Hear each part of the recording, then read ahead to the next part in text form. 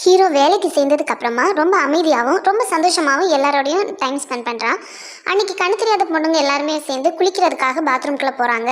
அவங்க குளிக்க போகிறதுக்கு முன்னாடியே 3 பேர் பாத்ரூம்குள்ளே உட்காந்துருக்காங்க. அதில் ஒருத்தர் அந்த ஆசிரமத்திலேயே வார்டனாக வேலை பார்க்குறவர். டெய்லி இவங்க அந்த பொண்ணுங்க குளிக்க போகும்போது இதை தான் வழக்கமாக செஞ்சுட்டு இருக்காங்க. குளிச்சுட்டு இருக்கும்போது ஒரு பொண்ணுக்கு மட்டும் ஏதோ வித்தியாசமாக சத்தம் கேட்குது. ஸோ அங்கே யாரோ இருக்காங்க அப்படின்றத அவள் தெரிஞ்சுக்கிட்டா. அதனால மற்றவங்களெல்லாம் அலர்ட் பண்ணி வெளியில் கூட்டிகிட்டு வந்து பாத்ரூமை வெளியில இருந்து லாக் பண்ணிடுறா. ஹீரோவை பார்த்து நாங்கள் குளிக்கும்போது பாத்ரூமில் யாரோ பார்த்துட்டாங்க அப்படின்னு கை காட்டி சொல்கிறா. ஸோ ஹீரோ வந்து அங்கே போய் பார்க்கும்போது வெளியில் லாக் ஆகிருக்கு. ஓப்பன் பண்ணும்போது 3 பேர் வெளியே வராங்க. 2 பேரோட ஃபேஸை ஹீரோ பார்த்துட்டான். ஒருத்தர் மட்டும் பேக் சைடு தான் பார்க்குறான். அந்த 2 பேரையுமே ஹீரோவை துரத்திட்டு போய் பயங்கரமாக அடிக்கிறான். கடைசியாக அடிச்சே கொலை பண்ணி 2 பேரையும் 2 கம்பில் கட்டி தொங்க விட்டுட்டு உட்காந்துருக்கான். ஹீரோக்கு இன்னும் ஆத்திரம் அடங்கலை. 3ஆவது அந்த முதுகை பார்த்த ஆள் யார் அப்படின்றத யோசிச்சுக்கிட்டே இருக்கான். அவன் மைண்டில் அது மட்டும்தான் ஓடிக்கிட்டே இருக்கு.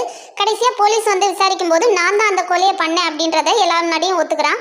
அதை கேட்டுட்டு தங்கச்சி ரொம்ப வருத்தப்பட்டு ரொம்பவே சோகமாளுக. ஏன்னா அவளுக்கு அண்ணன் தவிர வேற யாருமே கிடையாது. ஹீரோவை கோர்ட்டு கலைச்சிட்டு போறாங்க. அங்கேயுமே ஜட்ஜ் வந்து ஃபர்ஸ்ட் இவனுக்கு காது கேட்காது வாய் பேசாது அப்படின்றதுனால கொஞ்சம் கரிசனையாக கேட்குறாரு.